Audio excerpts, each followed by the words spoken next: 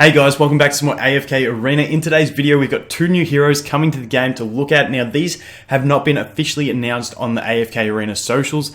These are on afkarena.net, which get leaks, and obviously they've got this early. We've even got the images of one of them, which you can see on the left there. That is the bartender, the father of the chick when we go to the tavern. And his name is Rigby. He's the first one that we're going to look at, and the next one looks even better than him. They both look good, but the next one looks amazing. Unfortunately, we don't have an image yet. Firstly, I just wanted to say thank you to whoever it was in the comments in one of my last videos who told me that these were up here. I looked for about 15 minutes before I started recording this to find it, and I could not find the comment again. So thank you very much. Hit me up in the comments again and let me know who you were, because I really do appreciate that.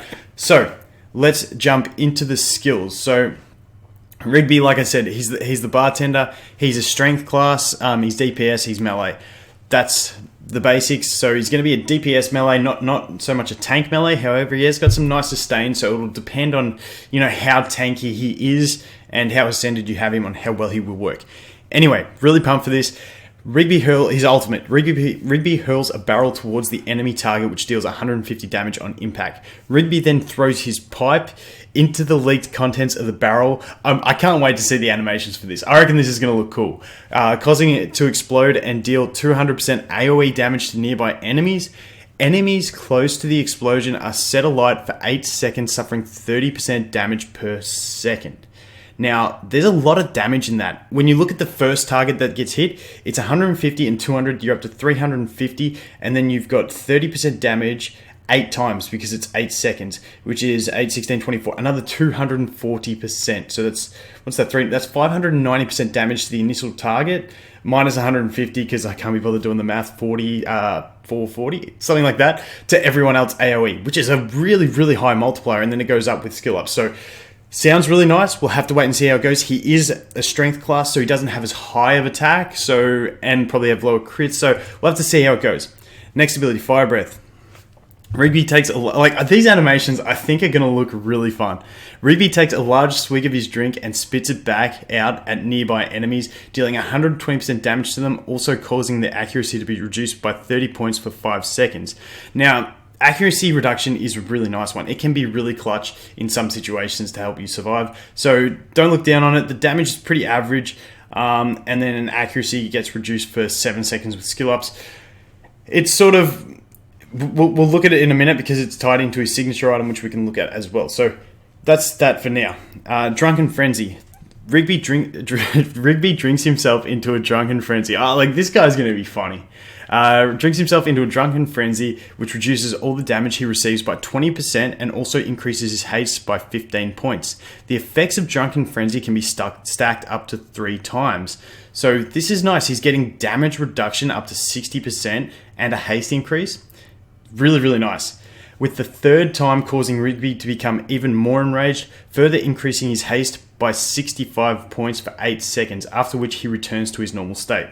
So that's some pretty good damage mitigation you get there, and some pretty good haste. So once again, it's going to come down to testing. Once he does gain that haste, how quickly does he use this to actually gain those stacks, all that sort of thing. But in theory, really nice ability. Damage is reduced by 30% each time it's stacked. So once you get to max stacks, for 8 seconds, he's going to have 90% damage reduction. They say he's a DPS, but man, that sounds really, really tanky to me. Crit rate is increased by 30% each time the ability is stacked as well. That is going to be huge. If he gets this stacked max and then he can use his ultimate, I don't know if when he's in this rage, he's unable to cast his ultimate. Like I said, playtesting will tell, but that just looks insane. And then well rested, even better. After the effects of Drunken Frenzy have worn off, Rigby recovers 12% of his max HP for 5 seconds. So that's going to end up being, 60% of his health, over 12 seconds after he's had 90% damage mitigation. So he's had 90% damage mitigation. Any damage he's taken, he's going to heal back. So it'll be interesting to see how this works. And then also his health recovery rate is increased by 50% and 80% with skill ups, meaning he's going to pretty much top himself off no matter where he was at. So I can't wait to see how he works. If his skills time well, he could be an amazing tank with some massive damage when you stack that crit rate and then use this ultimate, which has massive AoE multiplier. could be really nice. We'll take a look at his signature item. I'm really pumped for this guy. Like, I'm not a fan like of the fat drunk dude type thing, but like when they really played on it with the skills, and it makes me really like it. So it's pretty cool. They've designed the character well. I like it. I like that sort of thing. Okay, signature item: Fiery Demise. Rigby's Fire Breath ability will trigger additional explosions on enemies currently set alight by the barrel bomb, resulting in 180% damage being dealt to them. And then also with level 30, which is a lot of investment, I don't know if I'd go there, but it also knocks them down and stuns them for 3 seconds. So if he's used the barrel bomb and they're burning, his Fire Breath is going to deal that extra 180% damage, and that's where it becomes a really good ability, which means at base it's going to have a 300 multiplier, which is big. Which not massive, but it's decent. So could be really good. Like I said, we'll have to wait and see how he works out. So that's him. And like, he sounds awesome. But the next one I think sounds even better in a different sort of way. So the next one is going to be Cecilia, and I don't actually have any we'll go to statistics, look at that first. So I don't have any pictures for her. I hope she looks cool. It's going to be interesting to see. She's sort of like the way that the description makes it looks like a sort of spellcasting damage dealer, but it's like a melee spellcaster. So she's got leather.